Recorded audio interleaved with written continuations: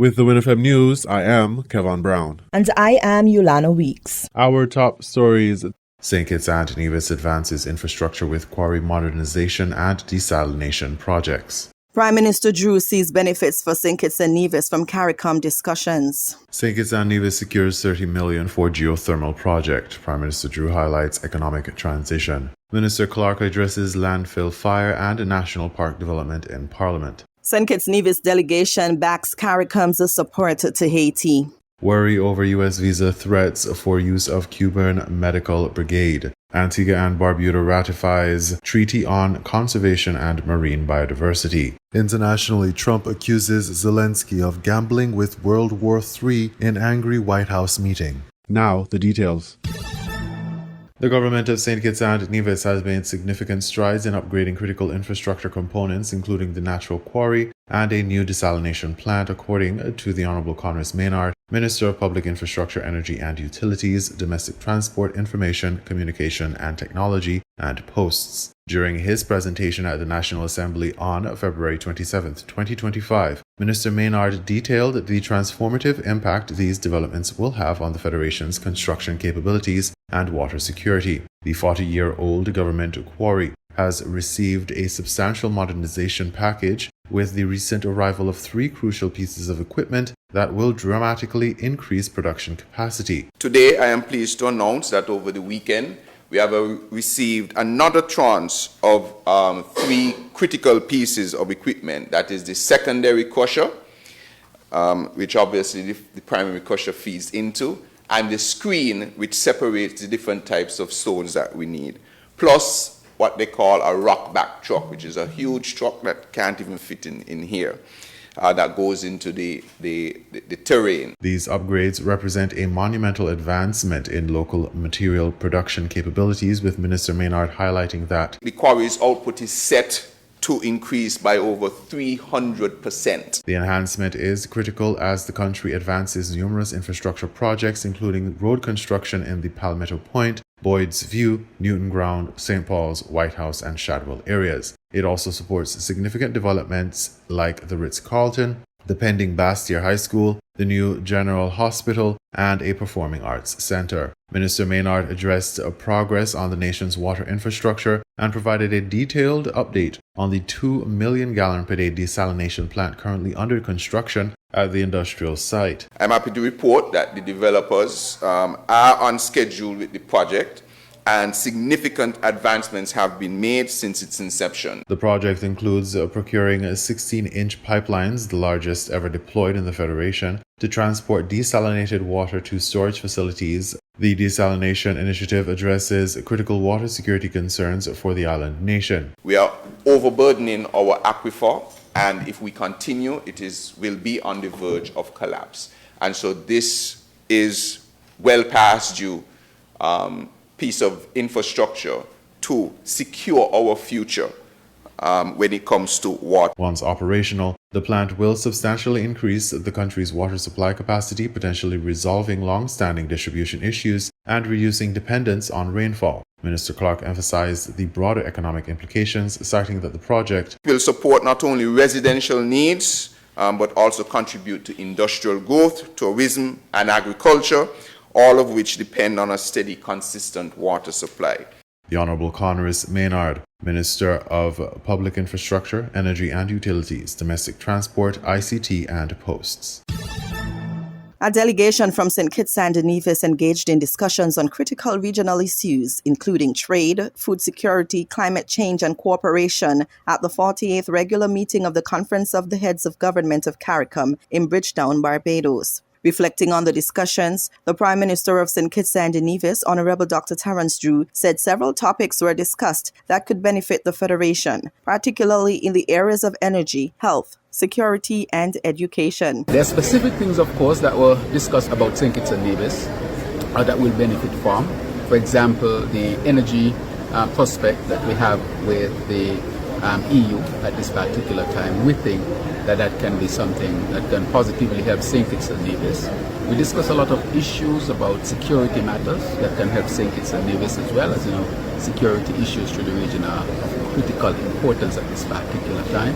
We talked about education, health. So all of these matters that we discussed, St. Kitts and Nevis, of course, would benefit. The discussions proved beneficial to St. Kitts and Nevis as the country seeks to embark on several major projects, including geothermal energy, a new smart hospital with improved specialized care, education transformation, and improved crime prevention initiatives and programs. Prime Minister Drew said the success of CARICOM trickles down to member states in ways that no territory can achieve on their own. I want to reinforce the point that CARICOM makes a lot of sense to all of us. When you look at all of the institutions that are part of CARICOM, these institutions help all of the countries. And no country on its own would be able to have an institution of this caliber and quality if they were to stand on their own. So I want all the people of the region to know, the people of St. Kitts and Nevis to know that CARICOM makes our lives better. The delegation heard remarks by the CARICOM Secretary General, Dr. Carla Barnett, who encouraged continued advocacy and cooperation among member states to tackle weapons and drug trafficking, which has been powering the violent crimes across the region. Meanwhile, the climate crisis warrants urgent attention. Dr. Barnett said greater effort must be made to fight it as it continues to wreck economies, ruin lives, and threaten the existence of our people. She encouraged countries to formulate new climate action plans ahead of COP30 and tap into their vast renewable energy potential.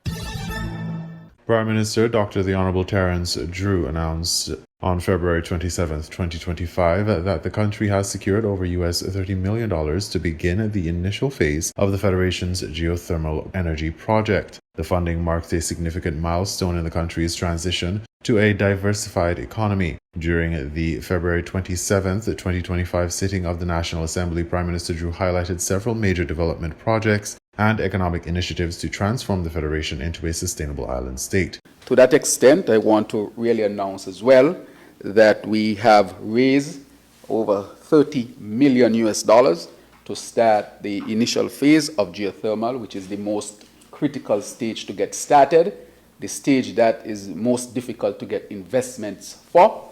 And so I've partnered with the Premier of Nevis, who also happens to be the leader of the opposition, to make sure that we could have secured the necessary funding. The Prime Minister emphasized the collaborative approach taken with Nevis on this project despite political differences. So I want to say that we are on track really to have drilling start for geothermal.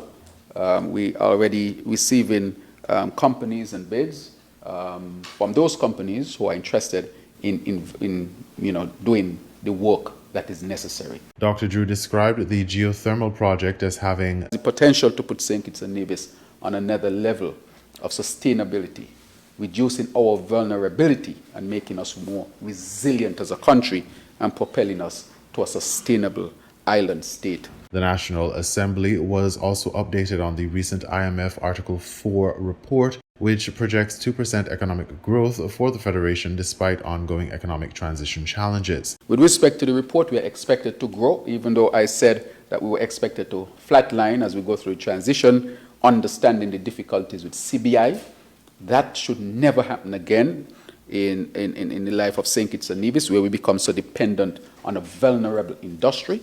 Dr. Drew also provided updates on the Bastyr High School project, noting the Environmental Impact Assessment EIA would be completed within weeks, allowing the project to progress. The Prime Minister criticized the previous administration for spending nearly $21 million and not much to show for it on the school project. The Prime Minister announced that the Performing Arts Centre project is also advancing, with contractor selection in the final stages, and the Tabasco Agricultural Project is progressing with equipment procurement and securing a location at the industrial site. Additionally, Dr. Drew revealed that the IMF has provided a framework for establishing a sovereign wealth fund for St. Kitts and Nevis. I want to thank the IMF for the work it has done. It has sent the framework for us to set up that sovereign wealth fund.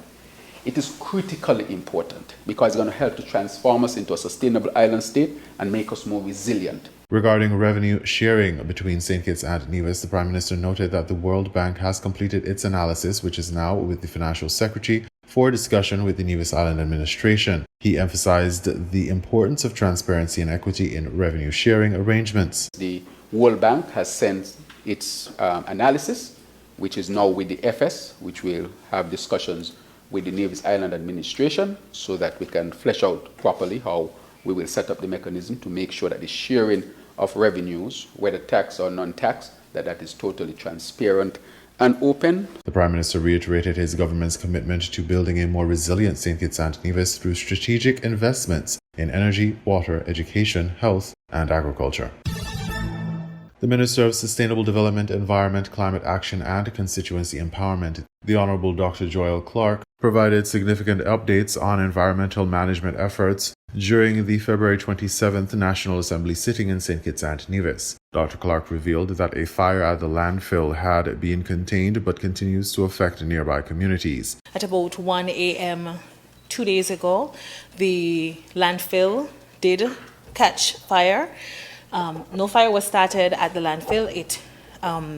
It's combustible and that happened. Fire services and landfill operations personnel have successfully contained the blaze, though it must burn naturally, with complete resolution expected within days. The fire has affected Upper Monkey Hill, Keyon, Keys, and Connery residents. We do sincerely apologize to the residents as far as, I think, Upper Monkey Hill, Keyon in some areas, Keys, Connery, who have been experiencing this unfortunate situation.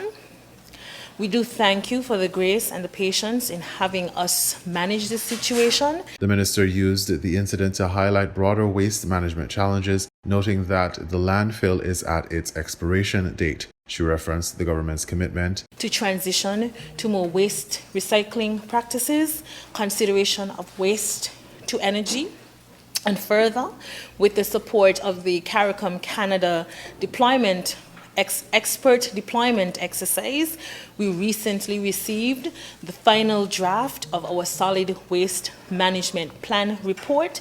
It's almost 100 pages of what we can do, the options that are available to us for transitioning away from the landfill. In addition to providing waste management updates, Dr. Clark announced progress on the Royal Bastyr Valley National Park, where construction of a natural fence along the Kim Collins Highway has begun. The designated green space will be fenced with what we call a natural fence.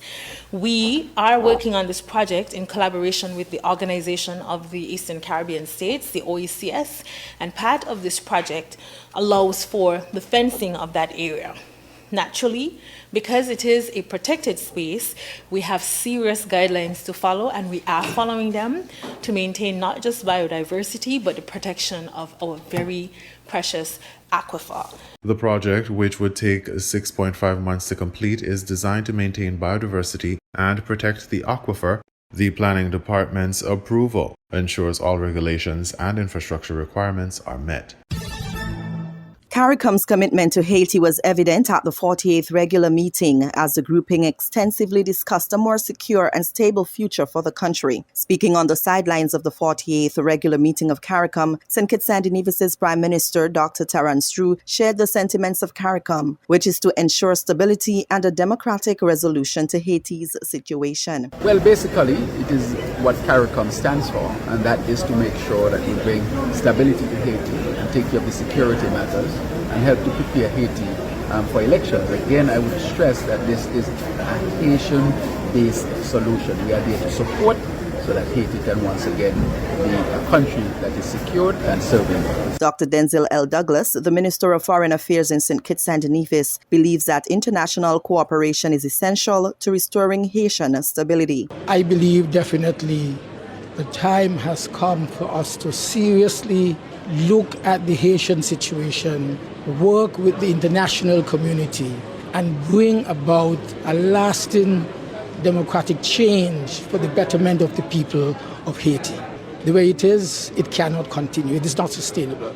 And so we are working on that. Haiti has been in turmoil for an extensive period, with armed gangs terrorizing the island nation, killing and kidnapping people, recruiting children, and causing disruption to livelihoods and the day-to-day function of essential services. Dr. Carla Barnett, CARICOM's Secretary General, is expected to put forth a report and a proposal to the United Nations to arrest the situation in Haiti and address the root causes of the problems there. The proposal, she said, would recommend that the United Nations assume the responsibility for the structural and logistical expenditures that are necessary to put a force in place, while the salaries of the force are paid through the trust fund that already exists. Once the Security Council accepts the proposal, it would allow for an effective force to defeat the gangs in Haiti. Quote, "The gangs are inflicting intolerable suffering on desperate and frightened people," said Dr. Barnett to the 48th meeting's delegation. CARICOM has been adamant about ensuring democracy thrives in Haiti, including general elections owned and led by the Haitians. Haiti's elections were planned for November 15, 2025, but Prime Minister Mia Mottley, CARICOM's chair, is skeptical that elections would occur under such dire circumstances. In regional news, worry over U.S. visa threats for use of Cuban medical brigade, Guyana News Source reports. With the U.S. government threatening visa sanctions against governments that use Cuba's overseas medical missions, Guyana's Vice President Barrett Jagdeo said it is imperative for leaders of CARICOM to jointly engage the U.S. on the implications of such sanctions. Earlier this week, the U.S. Secretary of State Marco Rubio announced that the U.S. government will bar visas to foreign government officials who, through their country, support and benefit from the Cuban medical program. Guyana has long benefited from the Cuban Medical Brigade and has been importing nurses and other medical professionals from Cuba to fill shortages in the public healthcare system. At a press conference, Vice President Jagdeo said the issue is not unique to Guyana, but the U.S. government's new position has the potential to impact countries across the region. This is not a Guyana input. It is, I think, a regional issue. You know, Dennis, that almost every country in the region has not for the 1 year. It transcends administrations, political administrations, and a long period of history have had Cuban medical brigades in their country. So it is an issue that will affect every country in our region, every single country, not just in CARICOM, many other countries around the world. Vice President Jagdeo said the issue has already engaged the attention of CARICOM heads of government, who have acknowledged the importance of maintaining a healthy relationship with the Trump administration. There was an agreement to engage the Trump administration on a number of issues because we felt that President Trump should see the regions not through the eyes of third party, but through directly get views from the leaders of the region. He also said the U.S. Secretary of State has been in communication with a number of leaders across CARICOM, including with President Irfan Ali. He said Guyana would be part of the regional approach to the U.S. administration either directly through the U.S. State Department or the White House. The Vice President also said countries within the region, including Guyana, have benefited from the Cuban Medical Brigade and continue to benefit. Now, you know that the Cuban presence, or medical presence, in the Caribbean has been there for a very, very long time and has transcended several U.S. administrations. The Cuban medical presence in the region has had some positive impact on healthcare delivery across the region. Mr. Jagdeo said the regional leaders, when engaging the U.S. government, would use the opportunity to discuss other issues arising from various new policies being implemented by the U.S. government, especially in the areas of trade and commerce and immigration and deportations. The Donald Trump administration has accused Cuba of profiting from the forced labor of its workers, stating that the Cuban regime's abusive and coercive labor practices are well documented. The U.S. State Department has said Cuba's labor export programs, which include the medical missions, enrich the Cuban regime, and in the case of Cuba's overseas medical missions, deprive ordinary Cubans of the medical care they desperately need in their home country. Antigua and Barbuda ratifies Treaty on Conservation and Marine Biodiversity. ABS Antigua has that story. The government signed the agreement on the 20th of September 2023, and the resolution on Thursday ratifies the country's position as party to the treaty. The nation's leader says it is important for the country to continue to take steps to preserve its biodiversity to ensure the marine space remains pristine. This particular convention, it's very important for us to be part of it and to be part of the overall UNCLOS convention, that is the United Nations Convention for the Law of the Sea, so that we can get the necessary protections. Attorney General and member for St. John's City South, Sir Stedroy Benjamin, says the Prime Minister should be commended for championing the cause on the behalf of small island development states. The nation as a whole ought to be proud. The nation should recognize the leadership which Antigua and Barbuda has made in the international scenes. Similar sentiments were echoed by Environment Minister and member for St. Mary's North, Sir Malwin Joseph. Antigua led the fight. To some other small islands were saying, are you going to sue these big countries? Isn't there risk of suing these big countries? Barbuda MP the Honourable Trevor Walker stood in support of the bill while expressing concerns about what is happening in the local environment. Balance that whole situation that you're doing internationally and at home, in that you mitigate and you also look at the benefits, long-term benefits of doing some of these things versus the short-term fix that we can get. However, member for St. Peter, the Honourable Rawdon Turner, was quick in his rebuttal of MP Walker. Come into this Honourable House, Mr. Speaker, and to create a soundbite for the media and say that, okay, the government is destroying our environment. They don't care about our environment, which is a part of our tourism product. Mr. Speaker, that type of behavior, I saw it in the Senate, and I'm seeing now exactly the root. So, Mr. Speaker, the government hails this move to ratify the treaty as another indication of its global leadership on climate change issues. Theresa Goodwin, ABS News.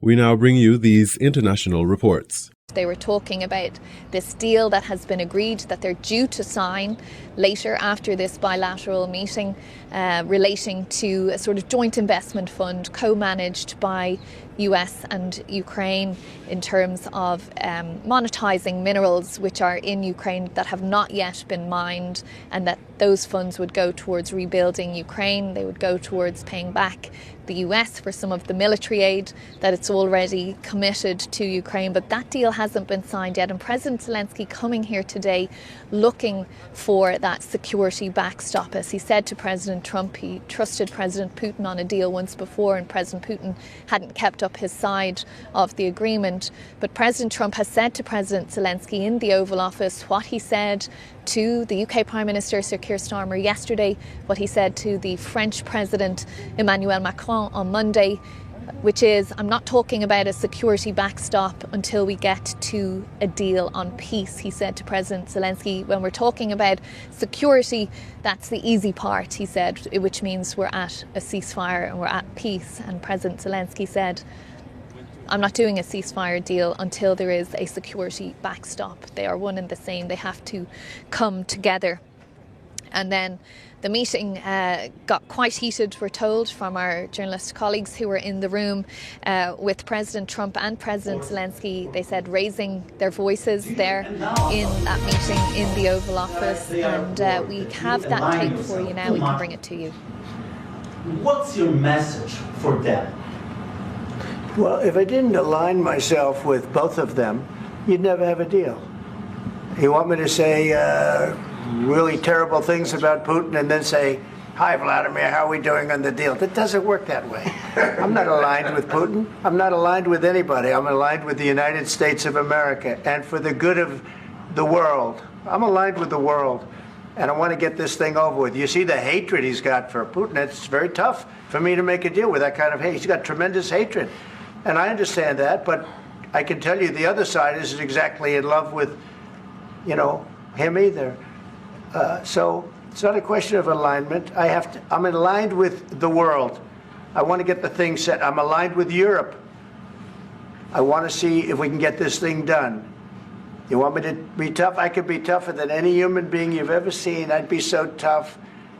But you're never going to get a deal that way. So that's the way it goes. All right, one more question. I will respond to this. So look, for 4 years in the United States of America, we had a president who stood up at press conferences and talked tough about Vladimir Putin, and then Putin invaded Ukraine and destroyed a significant chunk of the country. The path to peace and the path to prosperity is maybe engaging in diplomacy. We tried the pathway of Joe Biden of thumping our chest and pretending that the President of the United States' words mattered more than the President of the United States' actions. What makes America a good country is America engaging in diplomacy. That's what President Trump is doing. Can I ask you? Sure. Yeah? Yeah. Okay. So he occupied our parts, big parts of Ukraine, part of East and Crimea. So he occupied it on 2014. So during a lot of years, so I'm not speaking about just Biden, but those time was Obama, then President Obama, then President Trump, then President Biden, now the President Trump, and God bless, now President Trump will stop him. But during 2014, nobody stopped him. He just occupied and took. He killed people. You know what the contact 2015. 2014 2014. and 2014. 2014. Yeah. So I was not here. Yeah, but that's exactly right. Yes, but during 2014 till 2022, the situation the same. The people have been dying on the contact line. Nobody stopped him. You know that we had conversations with him. A lot of conversation, my bilateral conversation, and we signed with him, me, like a new president. In 2019, I signed with him the deal. I signed with him, Macron and Merkel, we signed ceasefire. Ceasefire, all of them told me that he will never go. We signed with him with gas contract, yes, but after that, he broken this ceasefire. He killed our people, and he didn't exchange prisoners. We signed the exchange of prisoners, but he didn't do it. What kind of diplomacy, JD, you are speaking about? What do you mean? I'm talking about the kind of diplomacy that's going to end the destruction of your country. Yes, but if you Mr. President, with respect, I think it's disrespectful for you to come into the Oval Office and try to litigate this in front of the American media. Right now, you guys are going around and forcing conscripts to the front lines because you have manpower problems. You should be thanking the President for trying to bring an end to this conflict. Have you ever been to Ukraine that you say what problems we have? I have been to. Come once. I've actually watched and seen the stories, and I know what happens is you bring them on a propaganda tour, Mr. President. Do you disagree that you've had problems bringing people into your military? And do you think that it's respectful to come to the Oval Office of the United States of America and attack the administration that is trying to prevent the destruction of your country? A lot of questions. Let's start from the beginning. Sure. First of all, during the war, everybody has problems, even you, but you have nice ocean and don't feel now, but you will feel it in the future. God bless. You don't know that. God bless. God bless. You will not have a war. Don't tell us what we're going to feel. We're trying to solve a problem. Don't tell us what we're going to feel. I'm not telling you. Because you're in no position to dictate that. Remember this. You're in no position to dictate what we're going to feel. We're going to feel very good. You will feel influence. We're going to feel very good and very strong. You will feel influence. You're right now not in a very good position. You've allowed yourself to be in a very bad position, and he happens to be right about it. From the very beginning of the war. You're not in a good position. You don't have the cards right now. With us, you start having cards. I'm not playing cards. Right now, you don't. You're playing cards. Mr. President. You're playing cards. You're gambling with the lives of millions of people. You're gambling with World War III. You're gambling with World War III. And what you're doing is very disrespectful to the country, this country. That's back to you. Far more than a lot of people said they should have. Have you said thank you once? This entire meeting? No, in this entire meeting, have you said thank you? You went to Pennsylvania and campaigned for the opposition in October. Offer some words of appreciation for the United States of America and the president who's trying to save your country. please, you think that if you will speak very loudly about the war, you can... He's not speaking loudly. He's not speaking loudly. Your country is in big trouble. Can I Wait answer? a minute. No. You've done a lot of talking. Your country is in big trouble. I know. You're not winning. You're not winning this.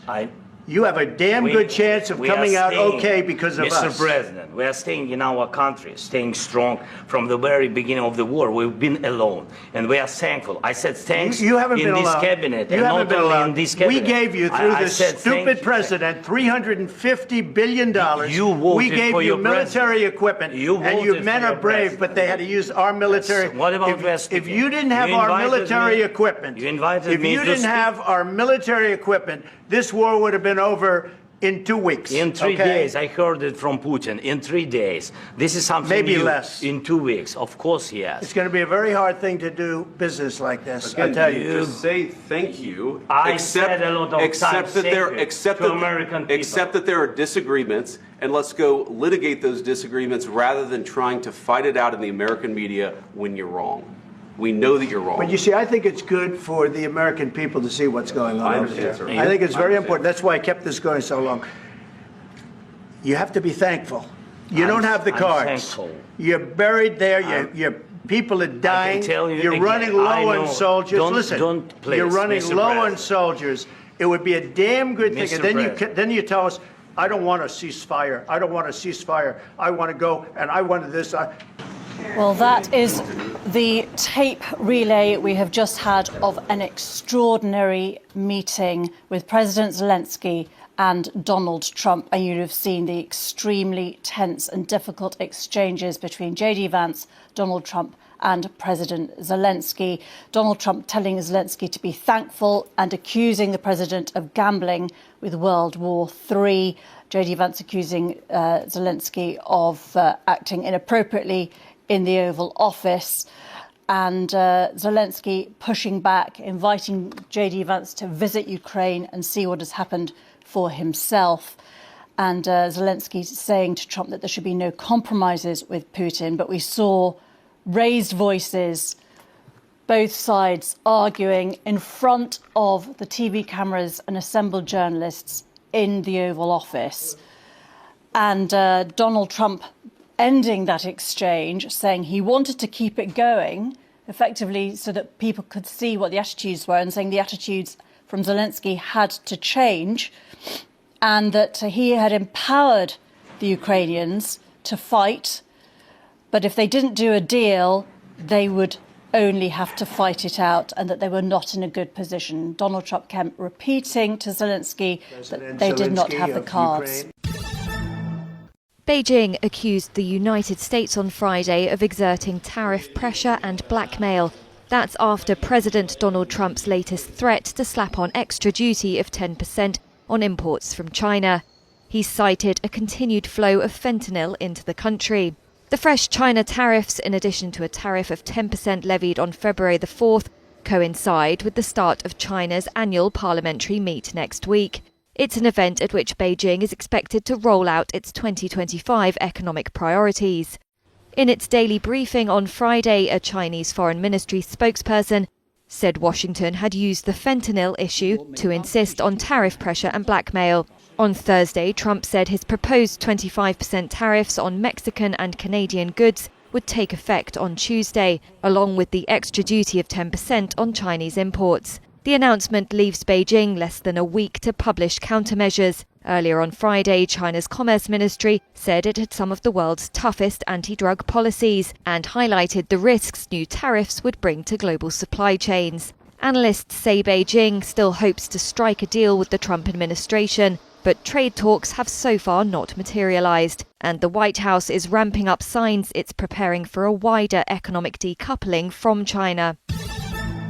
You were listening to the WINN FM 98.9 newscast. Our top stories were: St. Kitts and Nevis advances infrastructure with quarry modernization and desalination projects. Prime Minister Drew sees benefits for St. Kitts and Nevis from CARICOM discussions. St. Kitts and Nevis secures $30 million for geothermal project. Prime Minister Drew highlights economic transition. Minister Clark addresses landfill fire and national park development in Parliament. St. Kitts Nevis delegation backs CARICOM's support to Haiti. Worry over U.S. visa threats for use of Cuban medical brigade. Antigua and Barbuda ratifies Treaty on Conservation and Marine Biodiversity. Internationally, Trump accuses Zelensky of gambling with World War III in angry White House meeting. Thank you for listening.